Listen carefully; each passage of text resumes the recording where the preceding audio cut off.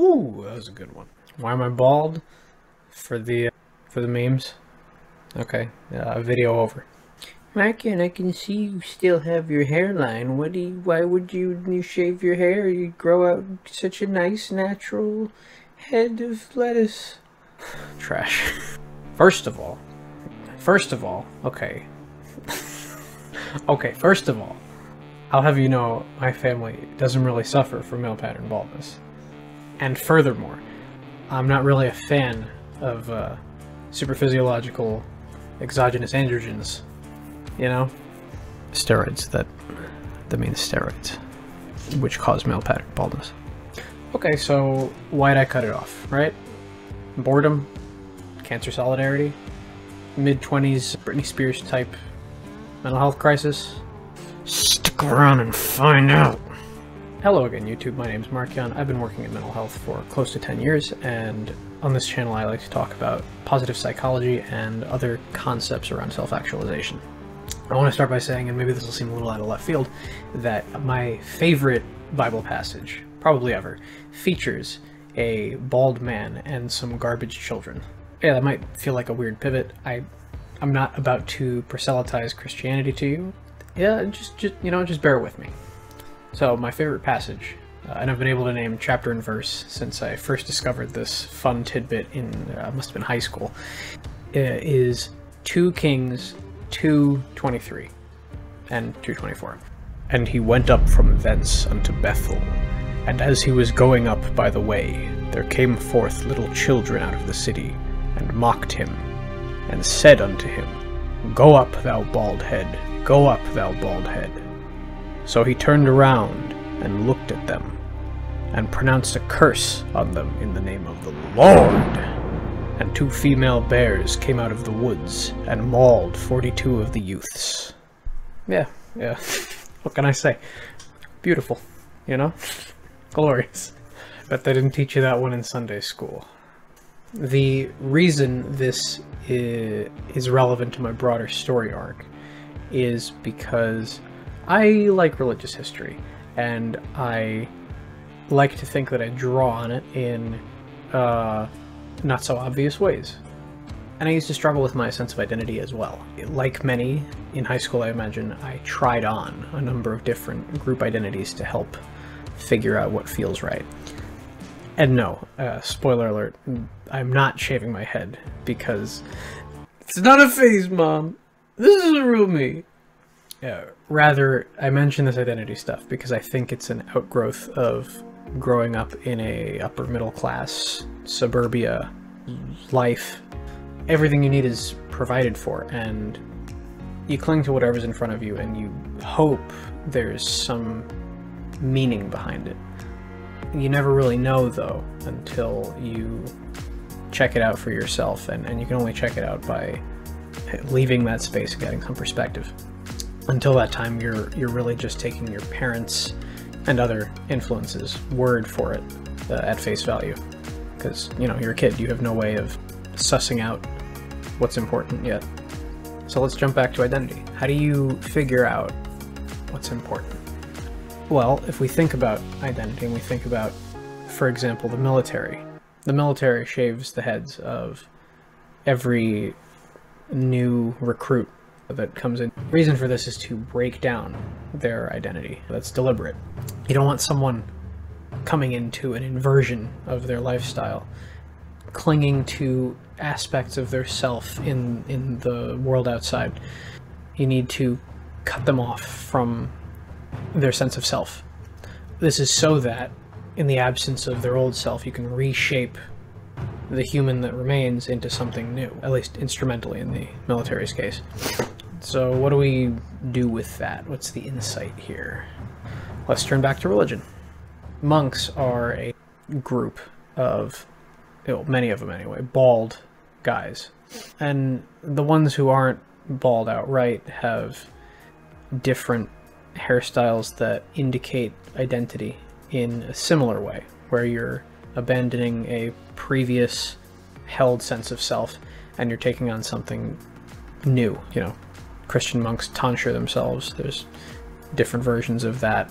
Irish triangular, meditation and prayer are likewise comparable. In the case of prayer, the thought is that you're also receiving communication from a higher power, and without getting into theology, both meditation and prayer are examples of deep introspective exploration. And I think it's pretty cool that different cultures, religious practices from around the world tend to converge on the same behaviors, you know, giving different names to the same set of techniques or similar approaches. And to use another illustration from my life, I love food. I like just about everything about it. Cooking it, tasting it, sharing it with friends, learning new things about it and new ways to conceptualize recipes. And it's for this exact reason that I decided to fast one year. First one was strictly water only, and salt to keep electrolytes in my system, vinegar to balance my stomach acid, and I didn't eat for 11 days. I was originally going for 2 weeks. I went in, you know, pretty blind, never done it before, and I just set an arbitrary number. But one of the things that you read a lot about is that you want to listen to your body the whole time. That's not something you can just push through. That would be bad for you. That's starvation mode. But you're supposed to pay attention to how your body feels to know when to end the fast, and specifically when hunger returns, because there's a period after about 3 days where hunger goes away, how tired you are at all hours reduces by a lot, and after that period ends, once you catch yourself feeling hungry again, it's time to go back to food. And to tag this back to religious principles, fasting has a long storied history of being associated with spiritual practices from around the world. The Buddha had his ascetic period. The Prophet Muhammad practiced what would now be called intermittent fasting. Christ had his 40 days in the desert, and in the modern day as well, lay people observing holidays in Judaism, Christianity, and Islam all practice fasting for at least a day. And there are more extreme examples as well. There are monks in Japan and India who, independently of one another, practiced a fasting until death approach, technique, whatever that is. They developed a technique to mummify themselves while they were living by not consuming anything. I don't know how to pronounce either of those, so let's check the Googles. Prayopavisha? I hope that's right. Oh, I wasn't far off. Sokushinbutsu. Alright. Anyway, so the latter stages of the self-mummification process involved eating literal roughage, like bark. In order for it to be successful, that is, die with your body mummified so that it would be preserved and not rot, you had to get your body pretty close to 0% fat. Fat goes rancid and spoils the tissue if it's present. So yeah, for me, part of the reason involved with my decision to fast was to see what all the religious hype was about, because it's been done in so many different places across the world. I was certainly curious, I'm still curious, about the insight provided by temporarily detaching yourself from something as crucial to life as food, and to see what its absence does to your experience. The other more general form of my curiosity had to do with taking something I liked and seeing if I could do without it for an extended period, and see if my thoughts about it would change. And now to bring it full circle, let's talk about hair. I used to rock a ponytail. I went blonde a couple times. I've had, you know, mid-length, normie men's haircuts. Done it all. Maybe not all, but good amount. But importantly, I've used hair to express myself in some way. And like we touched on earlier, if hair is part of identity, the question becomes what happens when you let go of that piece of your identity. So I've been curious for a long time about that question specifically, and the virus provided me a socially acceptable backdrop in front of which to do so. Hop on the bandwagon, as it were. You know, I'm not immune to social pressure either. We live in a society.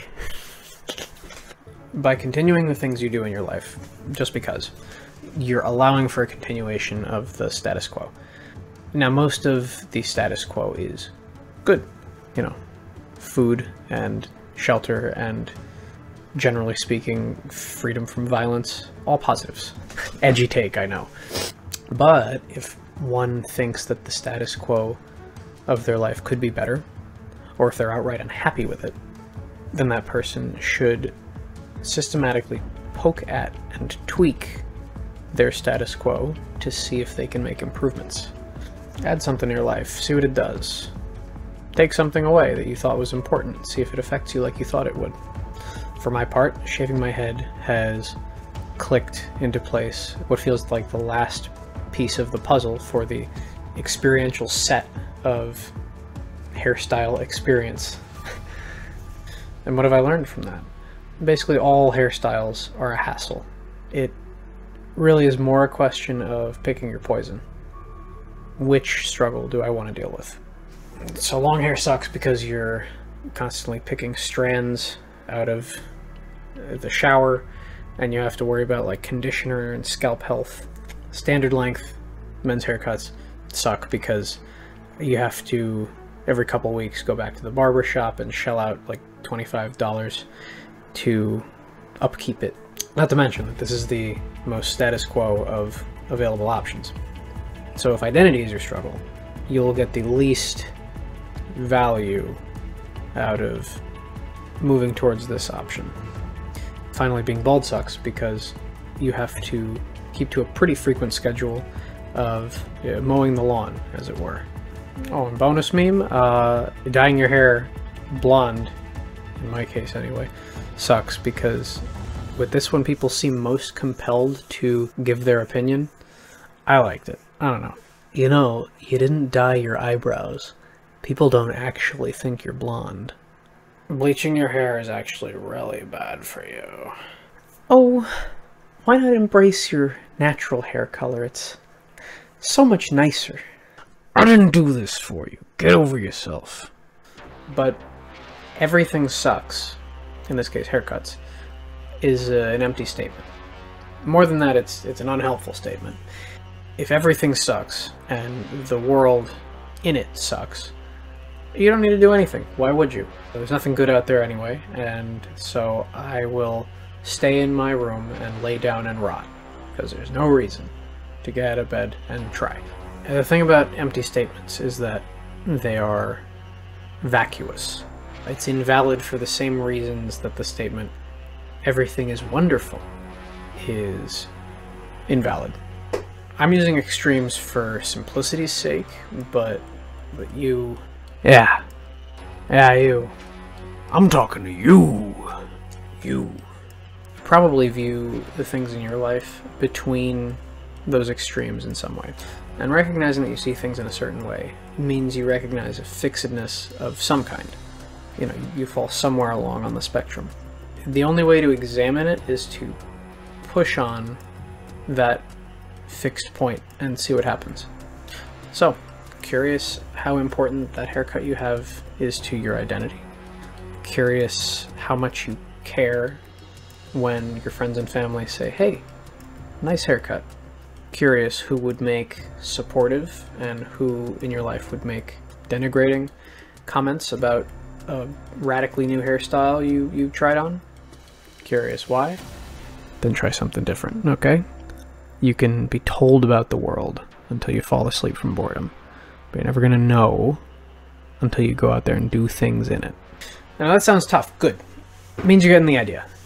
If it doesn't sound tough, also fine. Like spring cleaning or other periodic visitation of what's familiar, there's value in revisiting it because you'll probably pick up on something you'd forgotten or learn something new entirely. You'll definitely see it in a new way.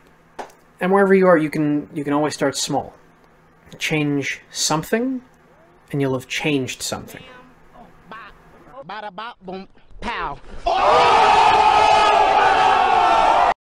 See how it feels. There's value in whatever you'll learn. And for my part, I'm probably not going to keep this hairstyle forever. But it suits me just fine for now. I like it, but it's no more part of me than the crappy jogging shoes I have or the flannel that I throw on in the morning. It's just one of the ways I project my physical body into and am perceived by the world, which can be fun to play with. And don't forget that enjoyment is an important part of being alive. So, you stuck around this long, there's at least a good chance you'll like my other videos. The ones that aren't Garbage Boy shaving content talk about ideas like this broadly. So, click the whatever to watch them now. And if you want Garbage Boy shaving content, that's okay. You can watch that too, I guess. I'm not your dad. Alright, that's enough. Get out of here. Bye.